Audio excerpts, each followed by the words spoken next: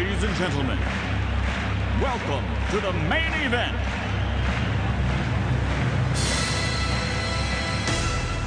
Sandy VCAL PD presents the Sports Corner Podcast. Let's get ready to rumble!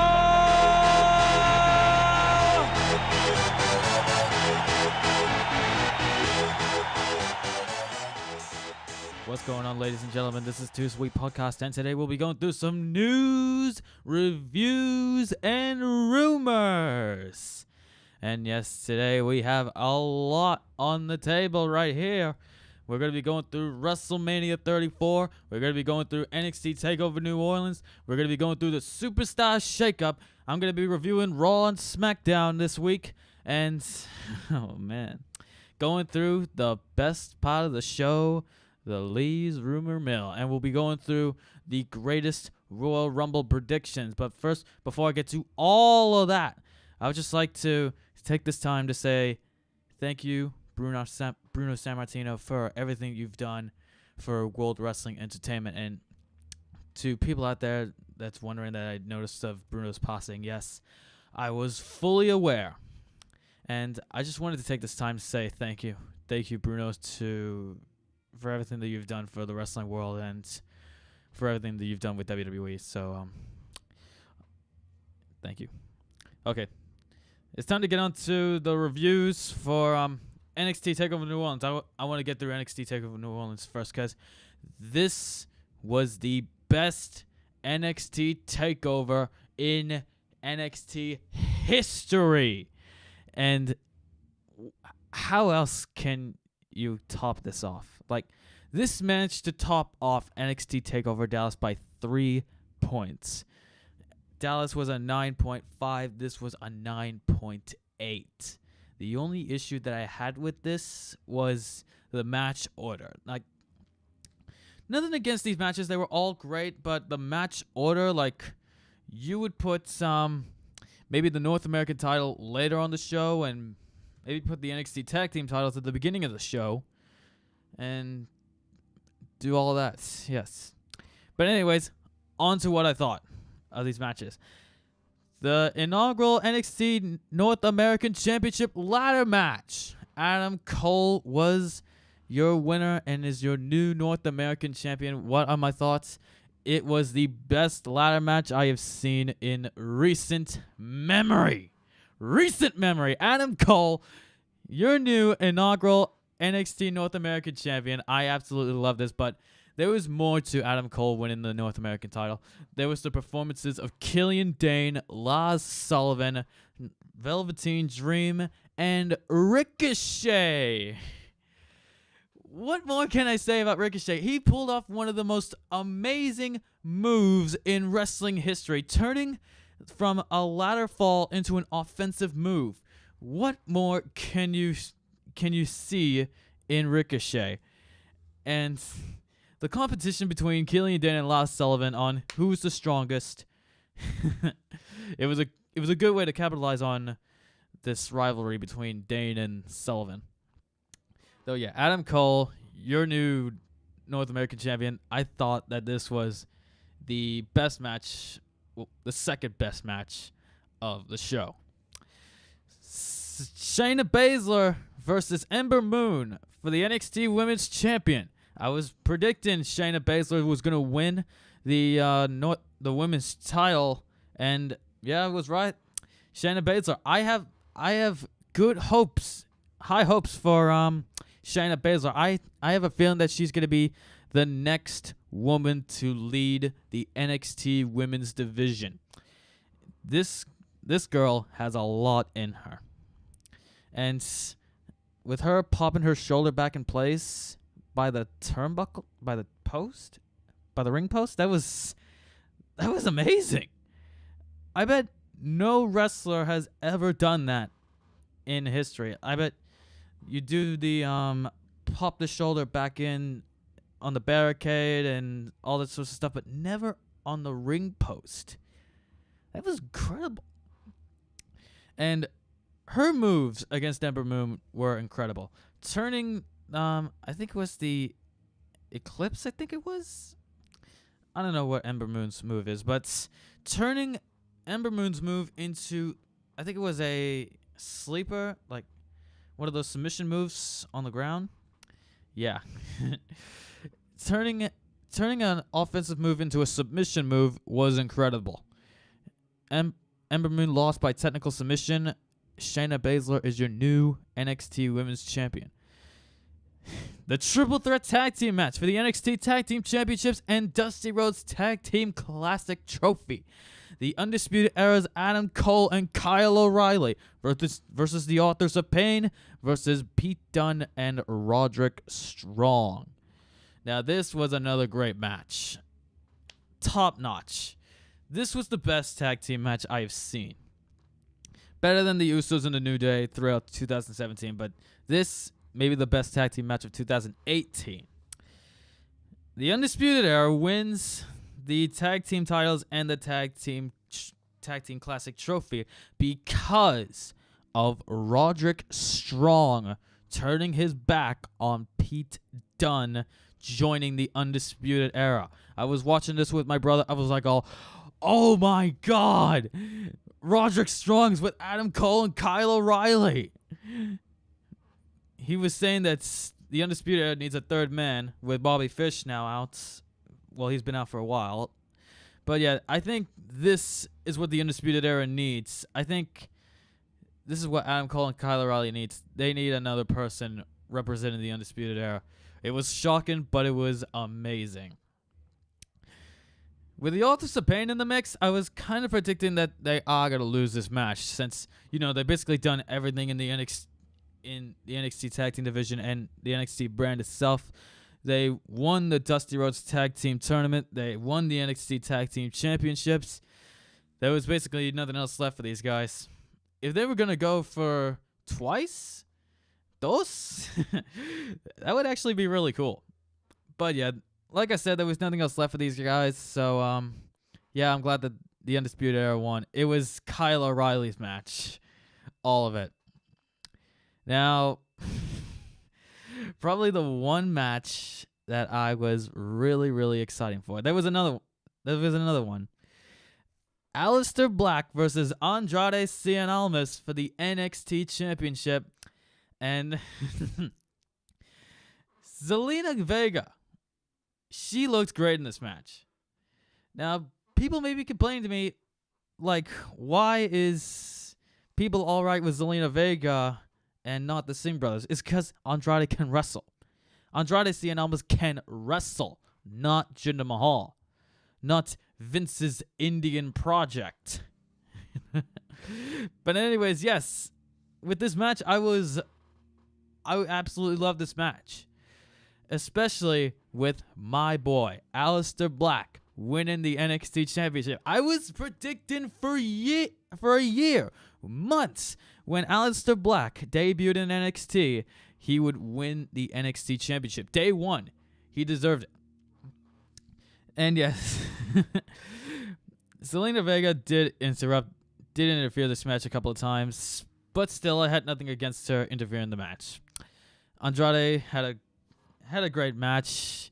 There was nothing else left for Andrade to do in NXT, so yeah, I think this was the perfect move for Andrade Cien Almas to drop the NXT Championship to Aleister Black, make him the next thing in NXT, the next big thing in NXT, and he can move over to the main roster and win the World Heavyweight title. And finally, the main event. Johnny Gargano versus Tommaso Ciampa in an unsanctioned match. This was an instant classic. 10 out of 10 this match. May not be better than on Kenny Omega and Okada and Omega and Jericho at Wrestle Kingdoms, but this may be the best match of NXT's history. You may have Johnny Gargano and Andrade Cien Almas in Philadelphia. You may even have that tag team ladder match in Chicago. But I think this match between Johnny Gargano and Tommaso Ciampa absolutely destroyed each other. They were willing to go into this match, kill each other, and God almighty. I absolutely love this match. There was no doubt about it. I absolutely love this match. I was kind of predicting Tommaso Ciampa to win this so that Johnny Gargano can move over to the main roster to take on people like AJ Styles, Shinsuke Nakamura, Daniel Bryan, Samoa Joe, Seth Rollins, and all those other superstars. But with Johnny Gargano winning, I have a feeling that he's going to be the next NXT champion. But give Aleister Black like 5 to 6 months, or maybe even a year as NXT champion. That just proves how much I love Aleister Black. But yeah, Johnny Gargano, I'm glad he won that match. 10 out of 10 this match. I absolutely loved NXT TakeOver New Orleans. It absolutely did better than NXT TakeOver Dallas. All right, now time for WrestleMania 34. People may have been saying that this was the best card that WrestleMania has ever had, WWE has ever had. On a few notes, yes, but there were some that really lacked.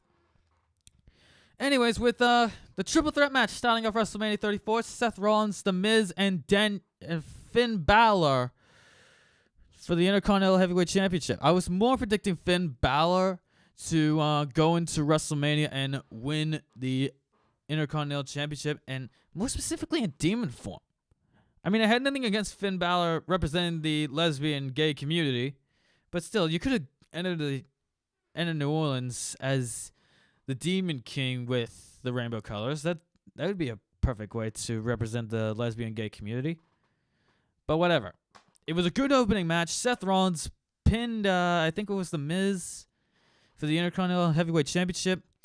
And, yep, it was a good way to open up WrestleMania. And, oh boy. Now, this match, I mean, I had nothing against it, but I had most things against it. Charlotte Flair versus Asuka for the SmackDown Women's Championship. Now, on a good note, it did a good job.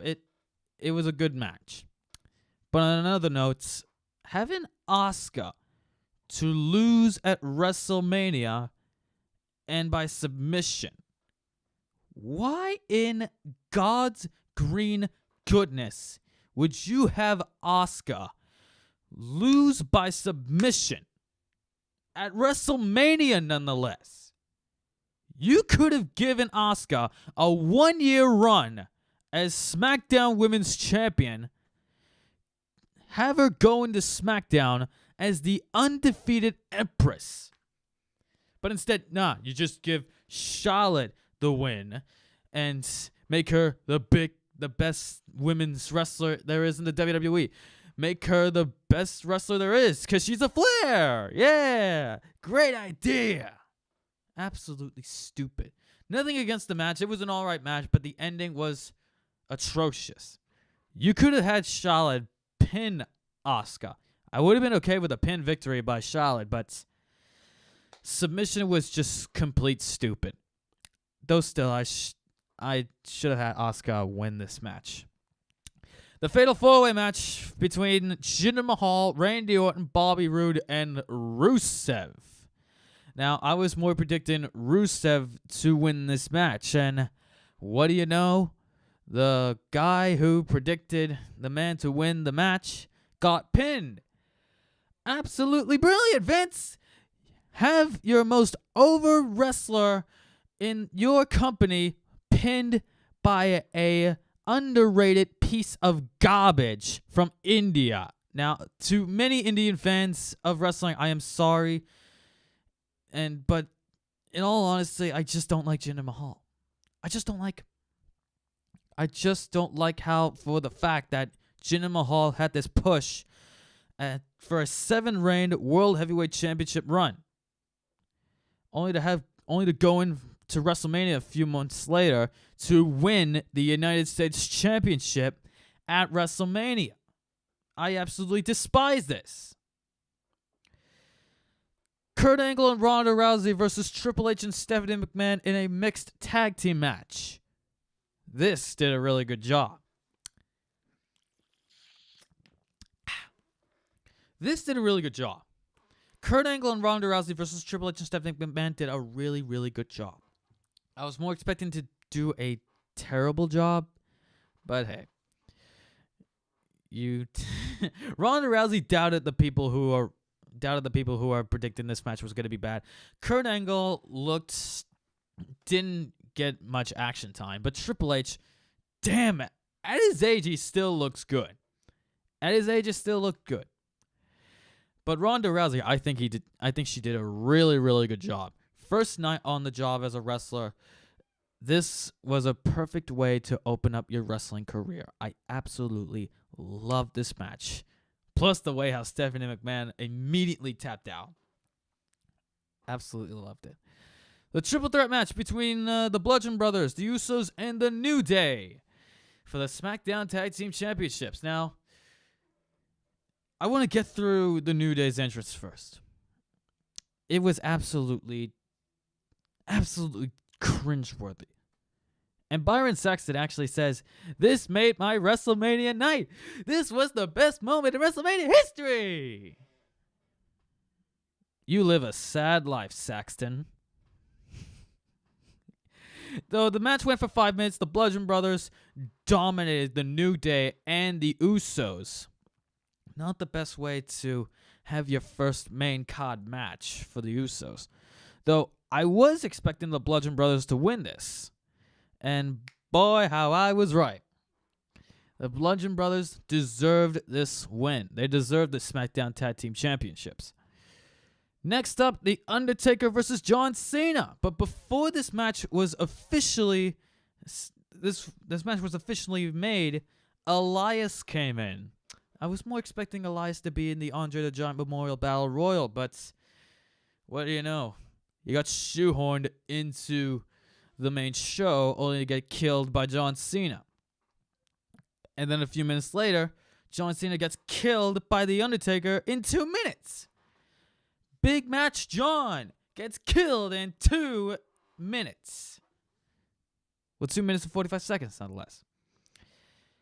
You had months, you had weeks of building towards your biggest dream match in WrestleMania history. And what do we get? What do we get? We get The Undertaker destroying John Cena in 2 minutes and 45 seconds. Good on you, Vince. Good on you. Daniel Bryan and Shane McMahon versus Kevin Owens and Sami Zayn. And if Owens and Zayn have won, they would be rehired to SmackDown. And I was more expecting them to win. But, hey, I would take Daniel Bryan over... I would take a Daniel Bryan win over Owens and Zayn any day of WrestleMania. Any WrestleMania. That's just me. Anyways, yeah, with Daniel Bryan lying out for most of the match, it wasn't the perfect way to have your first match back with the company. Like, he was lying out there after being destroyed by Owens and Zayn. This man, Daniel Bryan, was laying out for probably 5 to 7 minutes.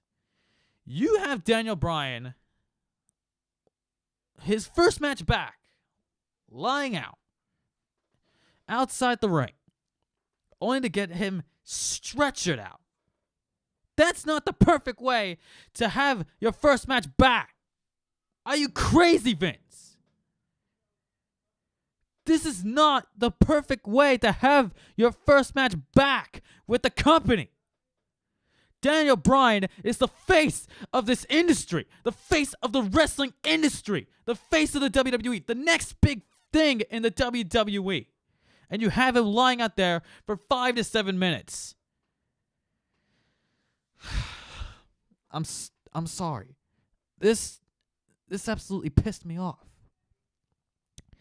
But this didn't stop the match from being good. This match was good. I absolutely liked it.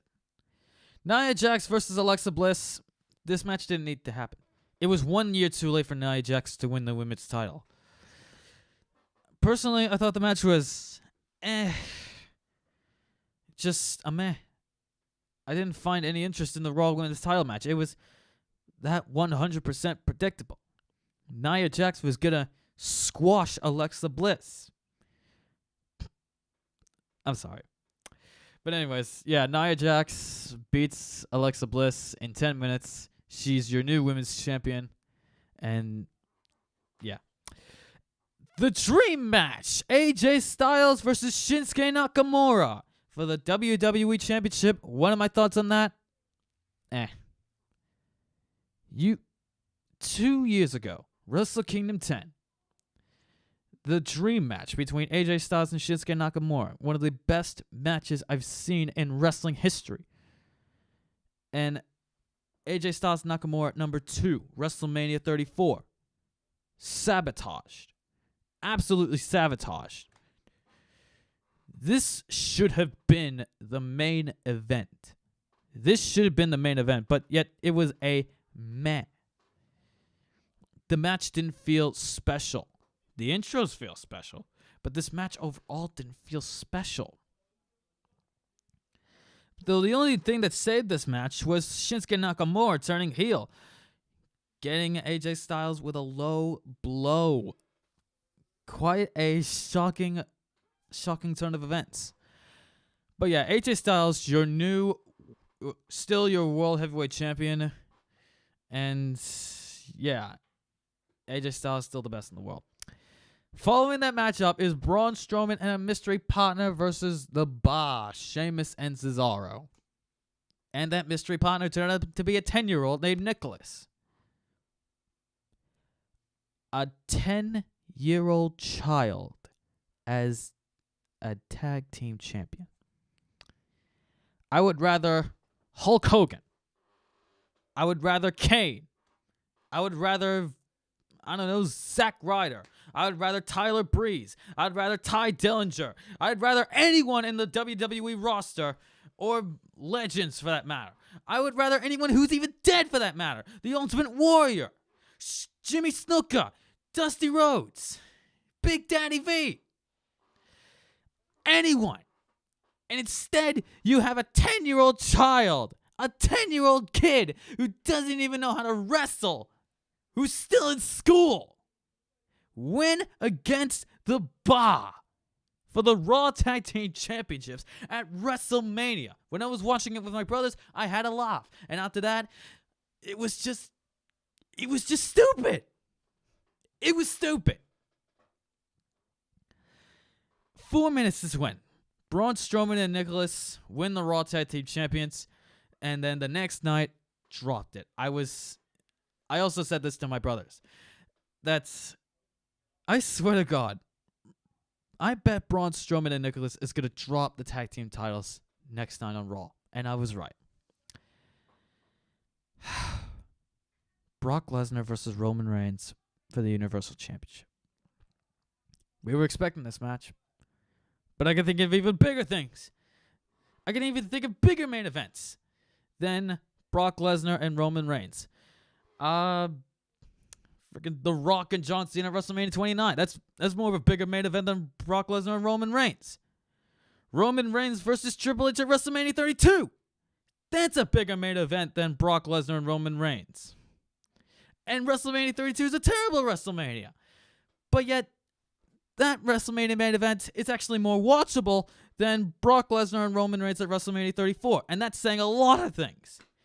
Paige, Brad Maddox, and Xavier Woods, that's more of a WrestleMania main event than Brock Lesnar and Roman Reigns will ever be. Brad Maddox, Paige, and Xavier Woods will be bigger than the main event will be a bigger main event than Brock Lesnar and Roman Reigns. That's just me. But yeah, my thoughts on this match was really low. It was so terrible. Vince sabotaged WrestleMania for this match. This one match.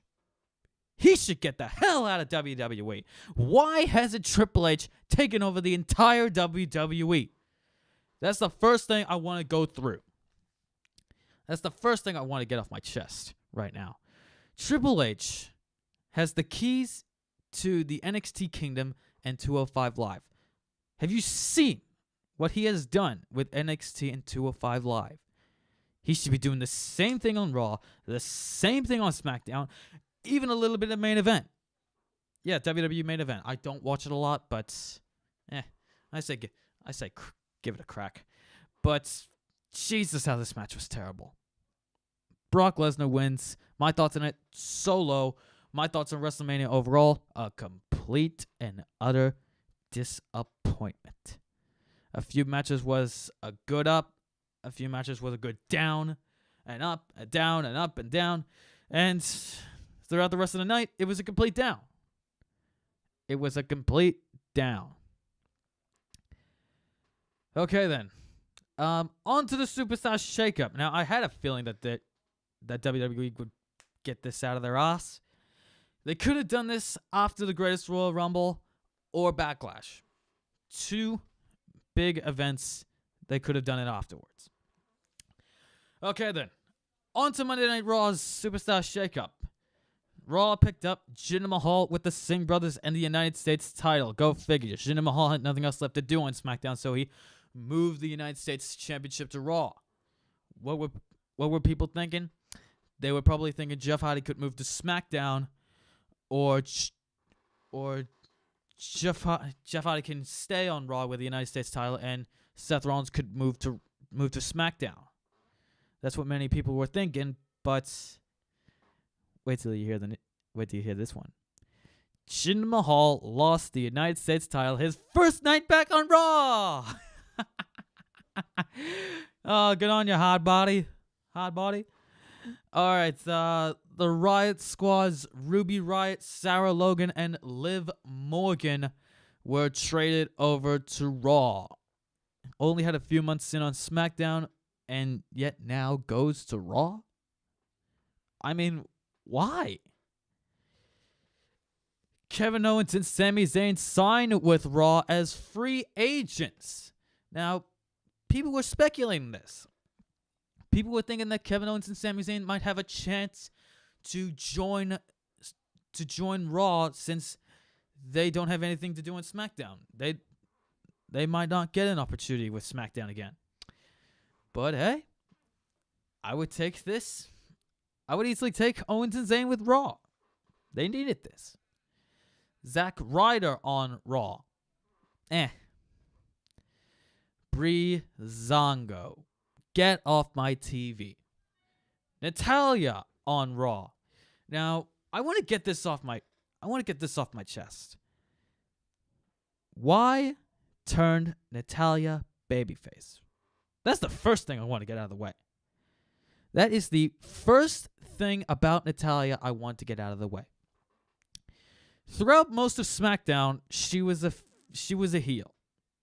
Ever since the 2016 draft, she was a heel. She turned on Becky Lynch before the draft. And here she is now in a relationship with Ronda Rousey and turned babyface. WWE does not know how to book their superstars.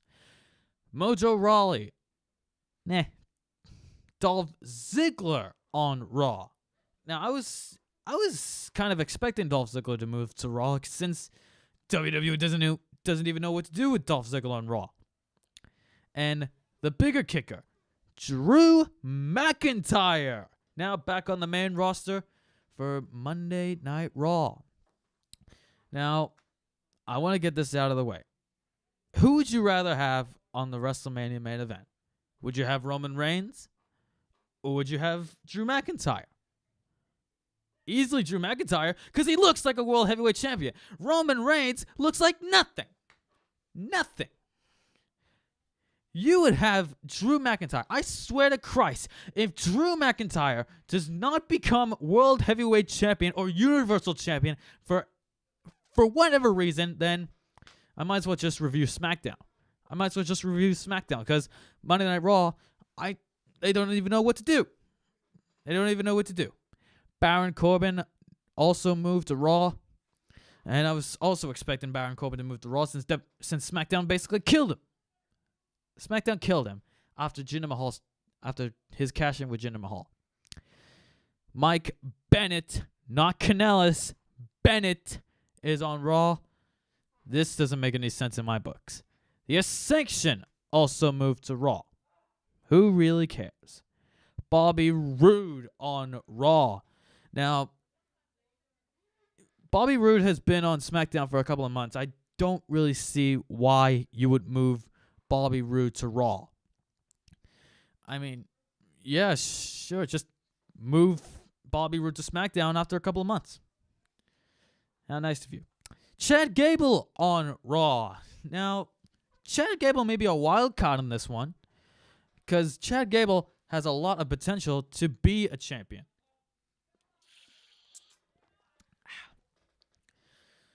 Chad Gable has everything to become a champion. Has the abilities, has the strength, has the agility. Has everything. I bet Chad Gable would be a great Intercontinental Champion. Or hell, even a Universal Champion. Alright, that's Raw's Superstar Shakeup. Now on to SmackDown. Now during Raw, The Miz was traded to SmackDown alone. No Miz Taraj, no Bo Dallas and Curtis Axel, just The Miz himself. Now I'm excited for The Miz to be on SmackDown because I've actually been looking forward to seeing what WWE can do to follow up with 2 years ago in 2016. Like continue this feud with Daniel Bryan and The Miz. This is a good move.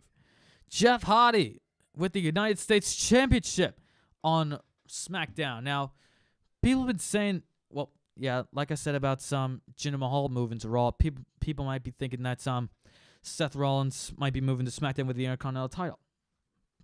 No. Because his nickname goes Monday Night Rollins, so you would expect him to stay on SmackDown, on Raw. You would expect him to stay on Raw. With Jeff Hardy moving to SmackDown, this makes perfect sense because Randy Orton is due a match at Backlash for the United States Championship.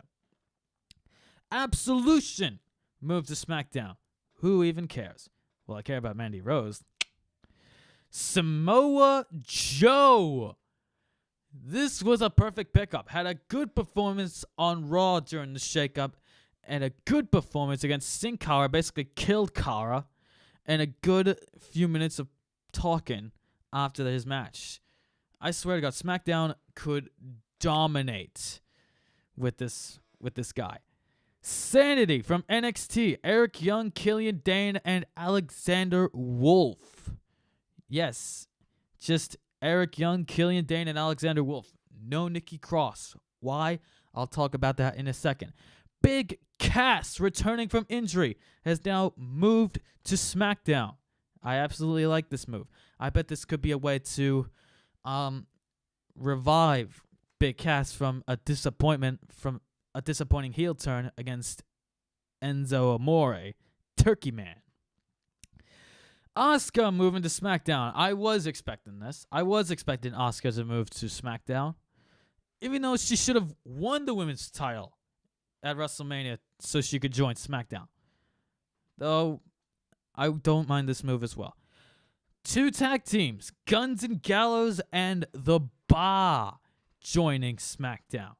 I think this is the perfect way to ante up the SmackDown tag team division. With Guns and Gallows, I'm hoping they get a big push on SmackDown, and The Bar, I'm hoping they also get a good push.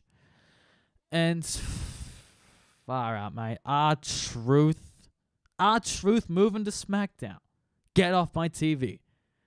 And the absolute biggest pickup that SmackDown has ever had, aside from The Miz and Samoa Joe, Andrade Cien Almas with Zelina Vega. Like I said, nothing for Andrade to do on NXT, so I think this was a perfect move for he and Zelina Vega. It was a good move. I absolutely liked it. That's it for the Superstar Shakeup. That's it for WrestleMania 34 and NXT TakeOver New Orleans reviews. Now it's time for my rumor mill. I have a lot on the table. For this week's rumor mill. With the The Wrestling Observer newsletter reports talk of Bam Bam Bigelow in the Hall of Fame next year with a connection to New Jersey. This was another thing long overdue. Bam Bam Bigelow does deserve to be in the Hall of Fame. There's apparently been talk of Velveteen Dream getting called up to the main roster sooner rather than later, per the Observer. Now, I love the Velveteen Dream, though I don't think this is the perfect time for Velveteen Dream to move up to the main roster. I say give him a few months, maybe move him up to the main roster after SummerSlam. According to the Observer, Vince McMahon is still high on Baron Corbin, and he could be in line for a push soon. Soon? How is this soon? He deserved the push last year with the Money in the Bank briefcase. He deserved the World Heavyweight title a year ago. That should have been his push. There never should be a soon. This should be a then and now. That should have been a now last year. Baron Corbin should have won the World Heavyweight title from Jinder Mahal last year before SummerSlam, and then have him beat Cena at SummerSlam and give him a few months running with the title. Absolutely unreal. All right. From Bodyslam.net claims Rusev was removed from the Undertaker match at the Greatest Royal Rumble because of his comments on TMZ about Undertaker being old, and was put back in the match when Undertaker didn't get offended. Yeah. I don't know what to say about this one. They also say Steve Austin was asked about appearing in the Greatest Royal Rumble and declined. WWE may be looking for some old-timers to come out of retirement to join this Greatest Royal Rumble match in Saudi Arabia, but yeah, no. I don't think Steve Austin has anything left in him. Speaking of the Greatest Royal Rumble, Kane was removed from the Greatest Royal Rumble. Why? Like, the guy had a great performance in 2001, and you remove him from the Greatest Royal Rumble? But something is telling me that he'll just appear anyways. According to Variety, ESPN and Fox Sports are teaming up to bid on UFC television rights. Now, this may not be WWE, but I'm sure UFC fans will be getting a taste out of this. And speaking of UFC champ Daniel Cormier says that he'd be interested in WWE broadcasting gigs. I'm not sure about this one. I'm not sure about Daniel Cormier broadcasting WWE. Bad move. That would be a bad move. Because of Raw roster is heading to South Africa for live events, it would be all hands on deck for SmackDown's half of the Superstar Shakeup. Whoever is backstage in Providence will likely be added to SmackDown going forward. Well, yeah, WWE had a South African tour, and go figure, there was some fans cheering Roman Reigns. Unbelievable. But yeah, it was most likely going to be some superstars moving to SmackDown during the Superstar Shakeup.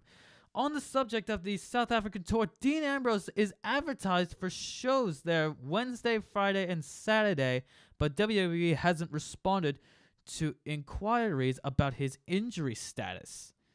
So potentially we could see a Dean Ambrose return soon. Don't know when. Probably a Backlash. We'll see.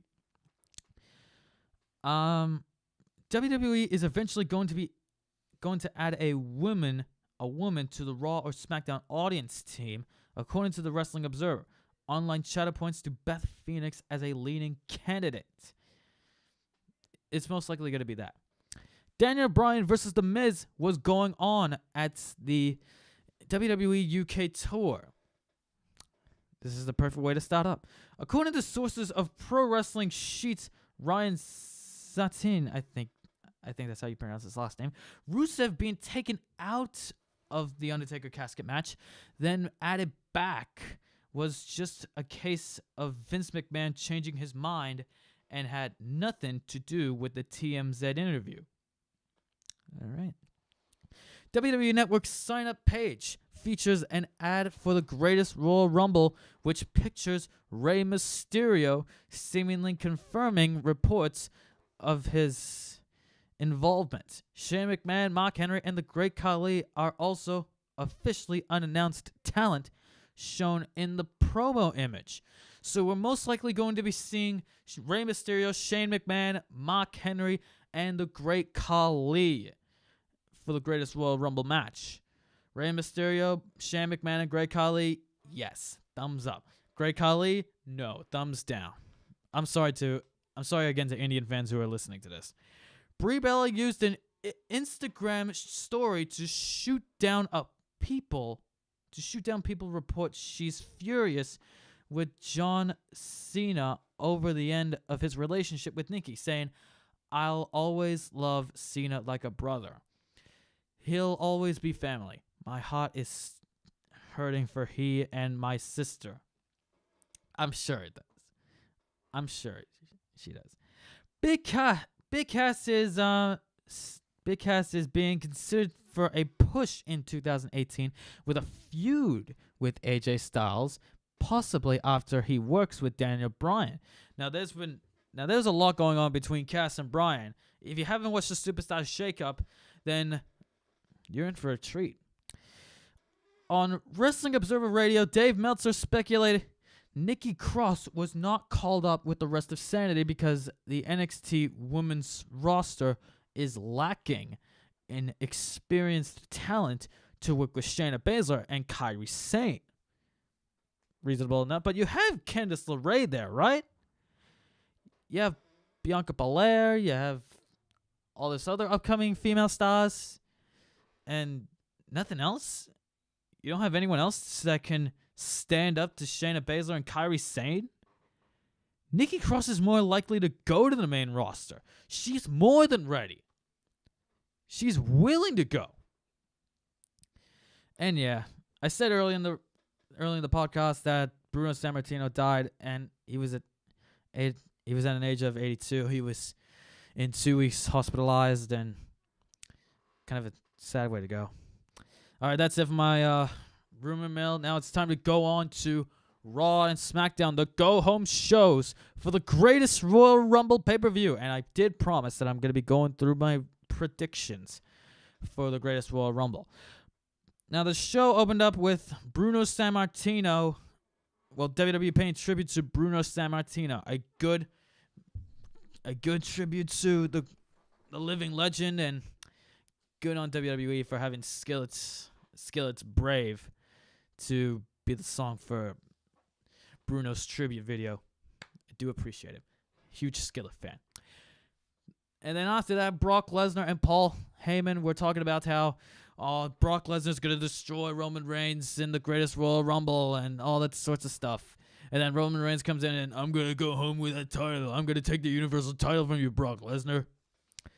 And what do you know, there was actually some people in the crowd chanting, "Roman, Roman, Roman."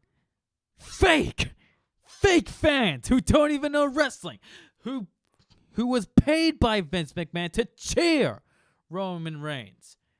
Either that, or they're just stupid. They don't even know wrestling. Elias versus Bobby Roode. Now, this was the first match that they ever had with each other, but this barely meant anything. As a matter of fact, none of these matches meant anything towards the Greatest Royal Rumble and towards Backlash.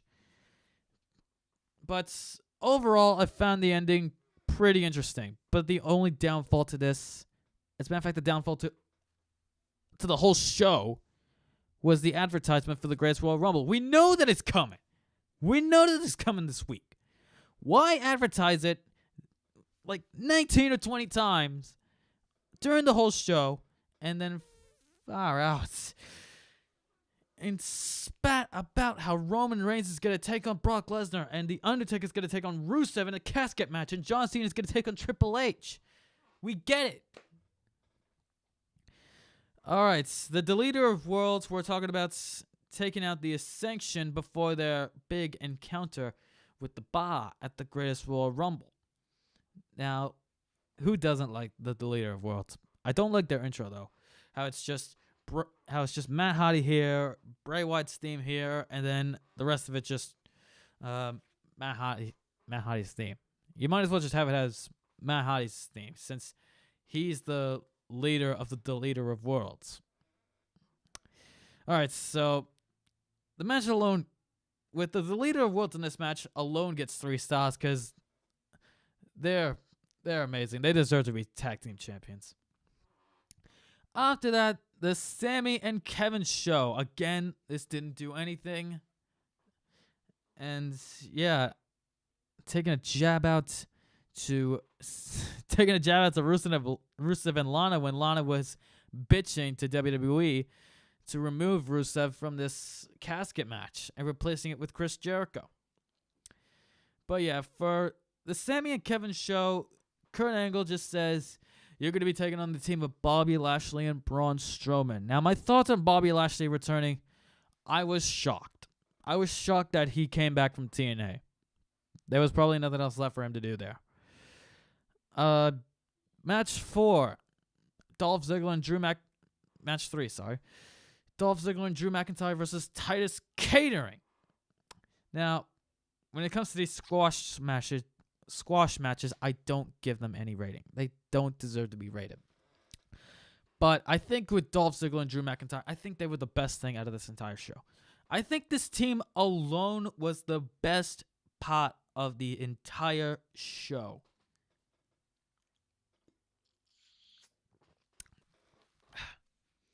With the combination of the zigzag and I think Drew McIntyre's running knee does kind of make a devastating finisher. Match 4, Jinder Mahal and Chad Gable. Now, 2 stars in my book, because Jinder's boy toy, Sunil Singh, causes a distraction. Jinder Mahal attacks Chad Gable. It's the same thing with Jinder Mahal every single week. No matter if it's on Raw, no matter if it's on SmackDown, no matter if it's on NXT, Main Event, even 205 Live. Jinder Mahal does the same exact thing every single time. Though Chad Gable gets this match, and the match ended out like the Kid versus Razor Ramon. Remember in 1993 where WWE started running Raw, and Razor Ramon had this match with 1-2-3 Kid, I think his name was, and Chad Gable finished this match off like the Kid. All right, match 5. Kevin Owens and Sami Zayn versus Braun Strowman and Bobby Lashley. 3.5 stars in my book. This was the best tag team match there was. As a matter of fact, it was probably tag team night on Raw. Though, still, I pretty much prefer this than any other tag team match that happened tonight. Why? Because Braun Strowman can't... Jesus, I feel like AJ Styles now. Sami Zayn and Kevin Owens. And, yeah, all their performance alone, including Bobby Lashley. No Way Jose versus Baron Corbin. Baron Corbin, that never happened. Baron Corbin just walks out. I do it on my own times without your Rosebud boys there. Comes out, attacks No Way Jose, and just walks out. A moment of bliss. I'd rather have a moment with bliss, not a moment of bliss. It was stupid. Match 7, Finn Balor and Seth Rollins versus The Miz Taraj. And they're still being called The Miz Taraj and still using The Miz's theme song for God knows why. And this match should have never happened.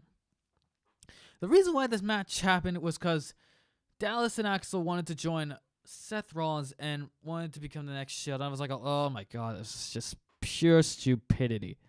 Like, I don't know who comes up with this stuff. And the same goes with Finn Balor, only except it's going to be the next Balor Club. 2Sweet. No, they don't. Dallas and Axel doesn't do it better than I do. 2Sweet. That's how it's done. Though, yeah, if Balor and Rollins wins, they're going to be looking forward to the greatest Royal Rumble match. Their greatest Royal Rumble match as a ladder. They're competing in a ladder match between The Miz and Joe. They're looking forward to their match at the greatest Royal Rumble.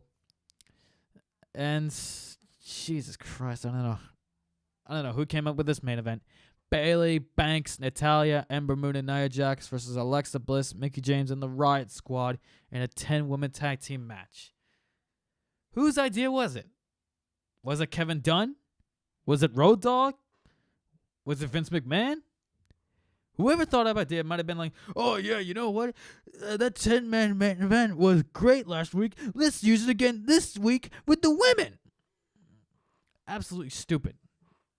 Though the match gets 1.5 stars, but the only highlights of it was Nia Jax jumping off the apron and Ember Moon doing a dive and Ronda Rousey. That was it.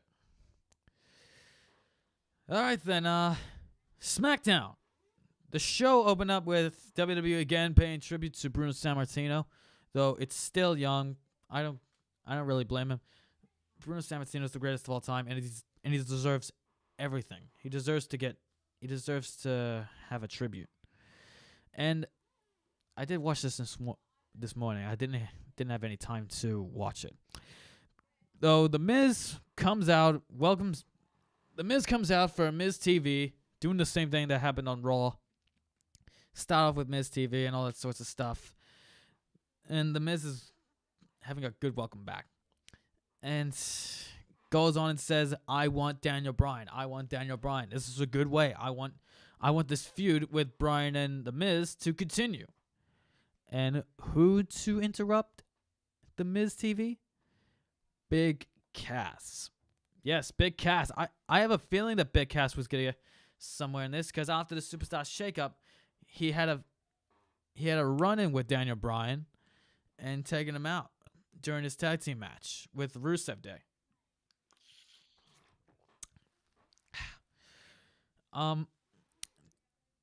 Big Cass goes on and says, like, I'm going to destroy Daniel Bryan. I'm going to destroy whoever stands in my way and all that sorts of stuff.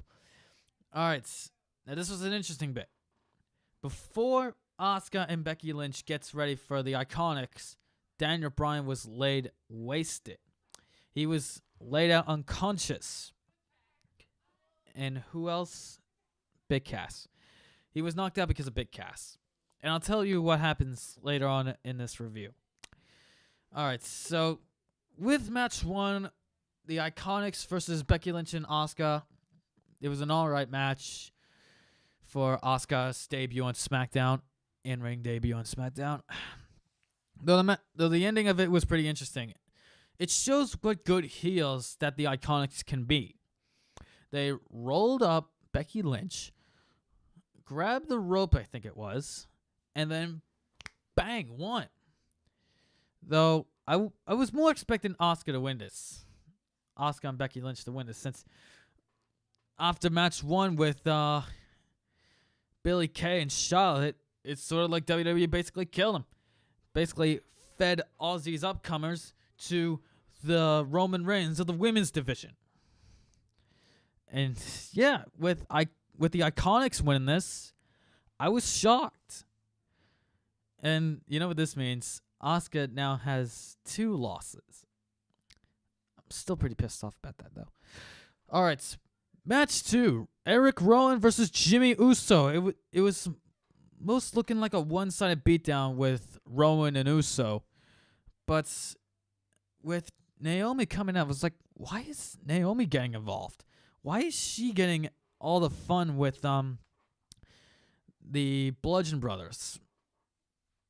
Though she comes out, distracts the Bludgeon Brothers, and what better way to distract the Bludgeon Brothers than to shake your ass? Hell, I would be distracted by that. Though yeah, Jimmy Uso won because of Naomi, and yeah, I don't know where this is gonna go with the Greatest Royal Rumble. And speaking of that event again, SmackDown was also mentioning it throughout the entire night. It's like now I'm starting to not care about the Greatest Royal Rumble because you keep mentioning it time and time again. You keep mentioning this through the match, through the entire show. And as a matter of fact, when I was watching the Club versus Nakamura and Rusev Day, they were advertising the Greatest Royal Rumble during the match.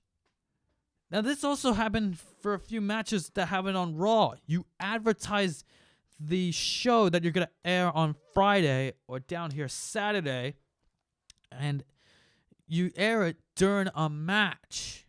Like, why? Just go to commercial and air it. Just go to commercial and air the pay-per-view. Like, air the commercial for the pay-per-view. All right, continuing on, Carmella and Charlotte for their SmackDown Live women's contract signing. And what do you know? SmackDown's actually building up towards Backlash, something Raw couldn't do this week. Though I didn't have any interest in the women's contract signing. Carmella feels like a lackluster women's champion. Though I have a feeling that the Iconics will get involved somehow. We'll have a Becky, Asuka, and Charlotte versus Iconics and Carmella feud. Match 3, Randy Orton versus Shelton Benjamin. Now, this is more likely to build up a feud between Jeff Hardy and Randy Orton because during the shakeup, Jeff Hardy interrupted Randy Orton, and the next week, they do it with a different twist. Jeff Hardy comes out, and then Randy Orton interrupts him. But what happens? Shelton Benjamin gets the win. Why? Because of Sunil Singh. I was more expecting Samir to come in and distract Randy Orton because he's been out on an injury for quite some time. I'm expecting him to come back. Though I was shocked that Sunil was interfering in the match. Like, I'm hoping SmackDown does something about that because Raw stars shouldn't interfere in SmackDown shows. It's just stupid in my books. Okay, now the main event, the Bullet Club versus Nakamura and Rusev Day. Now, this may not be the best 6 tag team match I've seen, but it was great to see the club as a unit again. It was great to see Guns, Gallows, and Styles as a unit, but it's better off doing it as a trio. Like, when they were coming out, they'd done it separately. Like, Guns and Gallows as one, and then AJ Styles as the other. They should have done it as a trio. Like, come out as 3 people, as a team. And Nakamura, how good was Nakamura's heel theme? Like, Nakamura plays well as a heel. Nakamura just plays excellent as a heel. And the match was all right, but again, like I said, another Greatest Royal Rumble commercial. I was like, God, stop the commercials. Stop mentioning the Greatest Royal Rumble. But it didn't stop from the match from being good. Though, the aftermath of the match, that's when I had my eyes open. With Nakamura seizing up for a Kinshasa, he done it to Kyle Anderson. AJ Styles looking to attack Shinsuke Nakamura, but Nakamura doing the usual low blow. Oh yeah, Nakamura and Rusev Day wins because of Nakamura's Kinshasa to Doc Gallows. That's just SmackDown review. My thoughts on it, it was good, but not that overall great. All right. Now it's time to go on to the greatest Royal Rumble show. Now, I did say earlier in the show that I'm going to go through my predictions for the greatest Royal Rumble, and I'm going to get to them right away. Starting off with John Cena versus Triple H. I am kind of excited for this match. I'm hoping Triple H wins this match. 8 years in the making. I say give Triple H to win, but it's most likely going to be John Cena. Brock Lesnar and Roman Reigns. It's most likely going to be Roman Reigns since Saudi Arabia doesn't know anything about wrestling, and Vince just wants to give Roman Reigns the attention that he deserves, and just End it already. Just go to Saudi Arabia, and give Roman Reigns the Universal title. Or if you're not going to do it, then just let Brock Lesnar win. Give someone else the gold. Seth Rollins versus Finn Balor versus Samoa Joe versus The Miz in a ladder match for the Intercontinental Heavyweight title. Now, this is 50-50 right here. This is 50-50 right here. The same will be said about the United States title because with Joe and Miz on SmackDown and Balor and Rollins on Raw, this is most likely good. These titles could still change. These titles could still change. Like, we could see either Samoa Joe or The Miz to win the Intercontinental title, and Jinder Mahal to win the United States title back to Raw. So yeah, for this, might say Seth Rollins.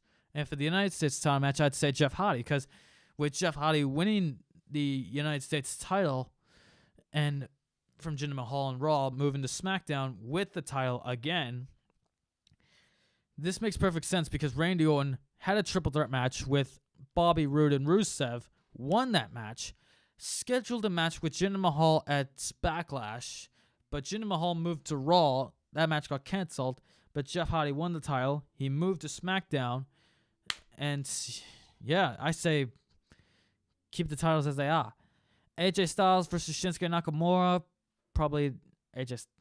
No, not possibly. It will be AJ Styles because they're probably gonna have another match at Backlash, and Nakamura is probably gonna win it there.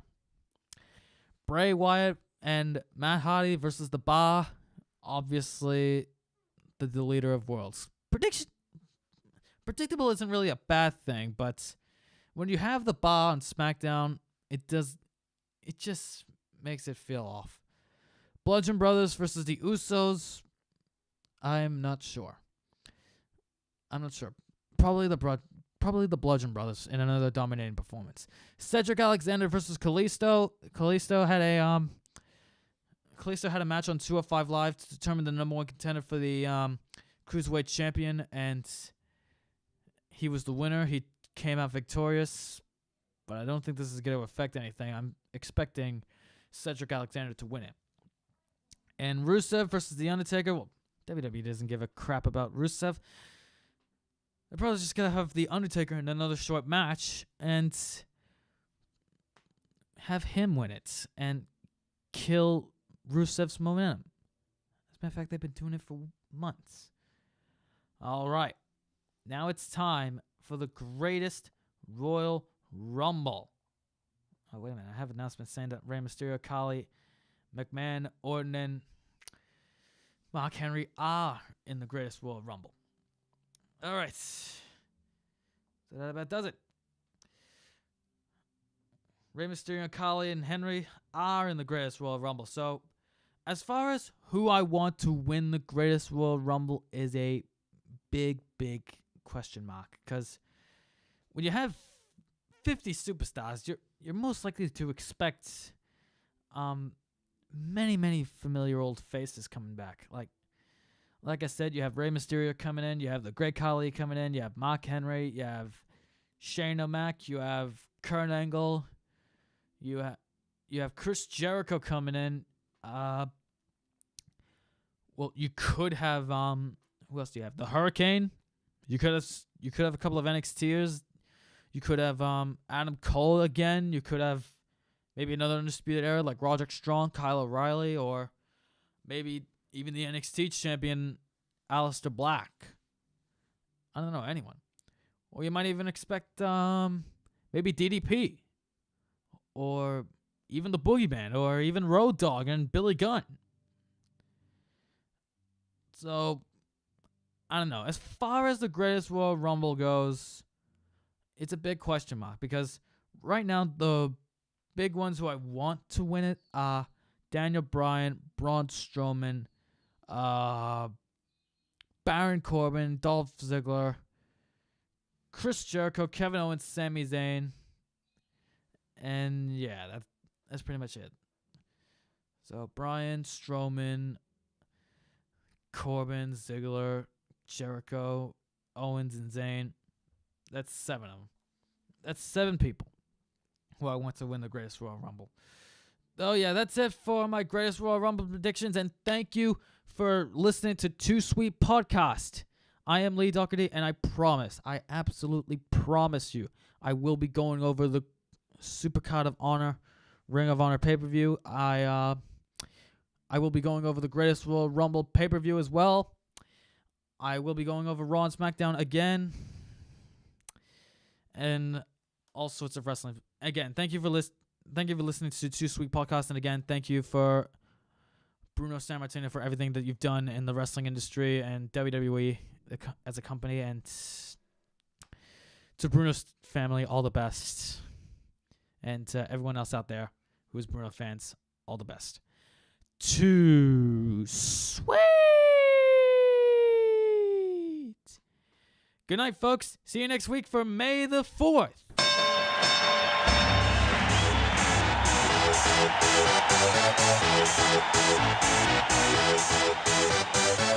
Y'all ready for this?